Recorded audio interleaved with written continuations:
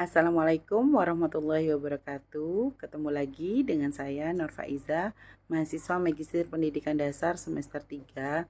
Pada sesi kali ini kita akan berdiskusi di sesi 10 tentang mata kuliah studi komparatif pendidikan di berbagai negara. Pada sesi diskusi 10 ini kita diminta untuk memberikan kesan dan kendala, saran serta terhadap implementasi pembelajaran kolaboratif. Disajikan dua artikel di mana kita nanti diminta untuk membuat perbandingan sih bagaimana sih implementasinya. Nah, baik izin pada jawab pertanyaan yang pertama itu bagaimana kesan dan kendala serta saran terhadap implementasi pembelajaran kolaboratif. Di tugas studi komparatif kali ini kita diminta untuk secara berkelompok melakukan tugas diskusi untuk mewujudkan sebuah artikel ya, di mana di tugas artikel itu kita secara kolaboratif bekerja sama dengan teman-teman dan saling memberi masukan, saling memperhatikan seperti itu. Dalam pembelajaran secara berkelompok itu kita mendiskusikan tentang implementasi pembelajaran kolaboratif dalam proyek artikel ini memberikan pengalaman yang luar biasa ya, sangat bermakna dengan pengembangan profesionalisme. Kolaborasi yang dilakukan antar kelompok ini itu seperti menambah pengalaman baru, memberi masukan kepada kita semua bagaimana sih cara berdiskusi yang bermakna. Kita harus persiapan, meluangkan waktu, melakukan satu visi yang sama, yaitu mewujudkan sebuah artikel yang sesuai dengan tema. Nah, itu ada beberapa kendala ya. Yang pertama itu bagaimana koordinasi waktu. Jadi kita berasal dari background masing-masing dengan kesibukan masing-masing, terkadang untuk menyatukan waktu itu tidak mudah. Jadi pada saat yang ini bisa, kadangkala itu tidak bisa, tetapi itu tidak menjadi kendala satu-satunya ya. Tapi itu menjadi sebuah tantangan sih, bagaimana untuk menyatukan dalam satu anggota ini, masing-masing anggota ini bisa fokus untuk berdiskusi. Kemudian adanya perbedaan persepsi dalam memahami literatur yang juga menjadi tantangan tersendiri. Jadi versi ini literaturnya ini oke, versi yang lainnya kurang. Nah, ada masukan, disitulah namanya berkolaborasi. Harus mau menerima masukan, kritikan, dan saran. Kemudian masukan atau saran untuk kedepannya jika diskusi seperti ini itu sebaiknya kita menggunakan platform kolaboratif seperti Google Doc ya. Sebetulnya ketua kami sudah mengajak semuanya itu berdiskusi dengan teknologi, salah satunya menggunakan Google Doc. Kemudian ada drive bersama, di situ kita bisa melakukan diskusi secara kolaboratif.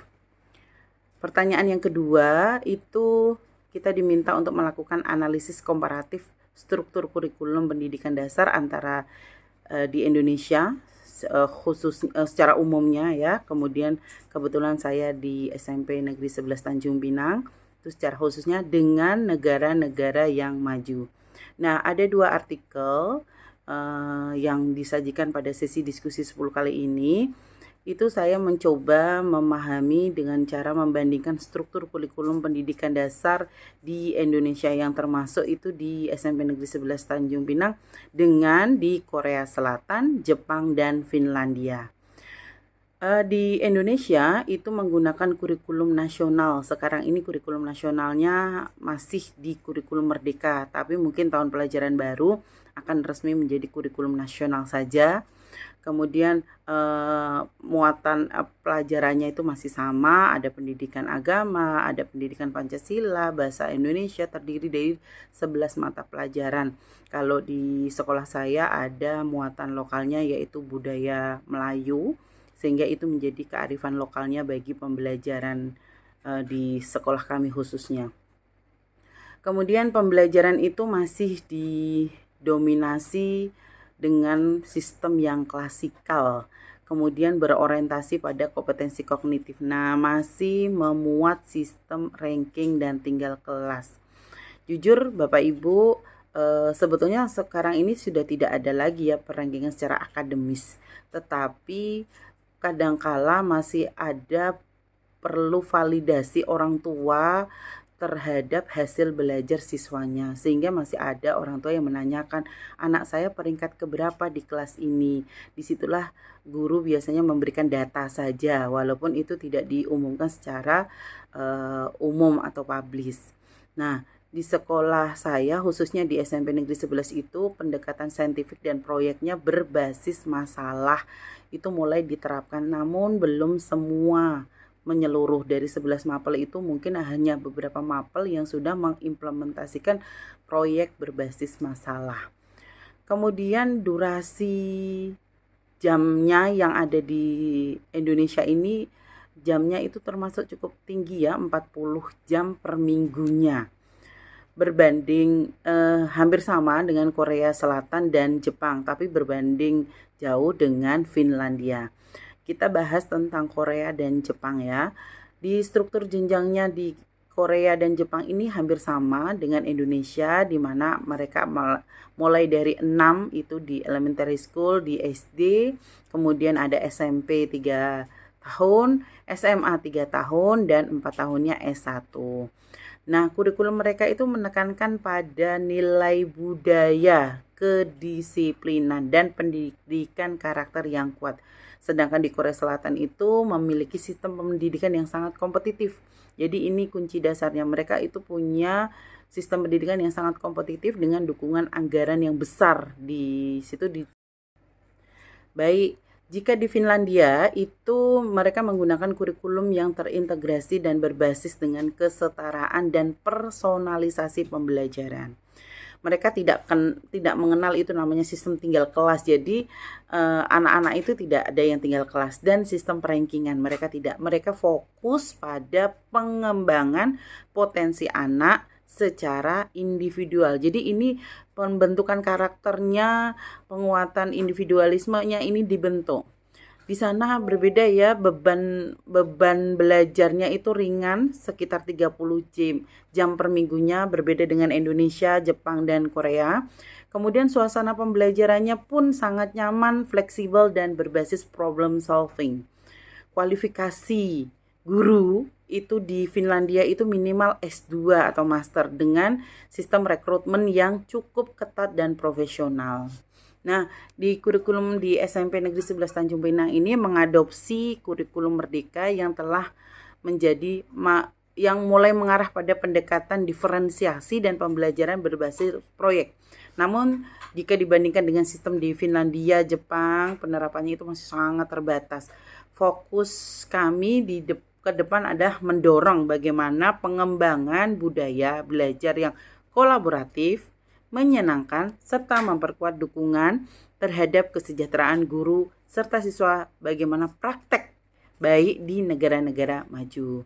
Nah, secara garis besar jika ingin dibandingkan antara Indonesia, Korea Selatan, Jepang, dan Finlandia itu ada beberapa hal ya. Yang pertama, jika dilihat dari struktur jenjangnya, Indonesia, Korea Selatan, Jepang itu sama. 6 tahun SD, 3 tahun SMP, 3 tahun SMA, 4 tahun itu S1. Sedangkan di Finlandia itu mereka langsung pakai struktur tunggal 9 tahun. Kemudian untuk masuk SD di Indonesia itu masih boleh ada toleransi dari usia 6 tahun itu, kalau kurang 5 tahun setengah itu masih bisa. Tapi di Jepang, di Korea itu tidak bisa, wajib 6 tahun. Berbeda dengan Finlandia yang wajibnya itu minimal 7 tahun. Nah,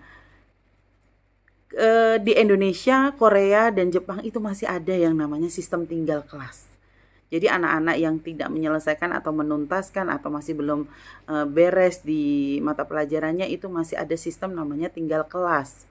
Tapi di Finlandia itu tidak ada.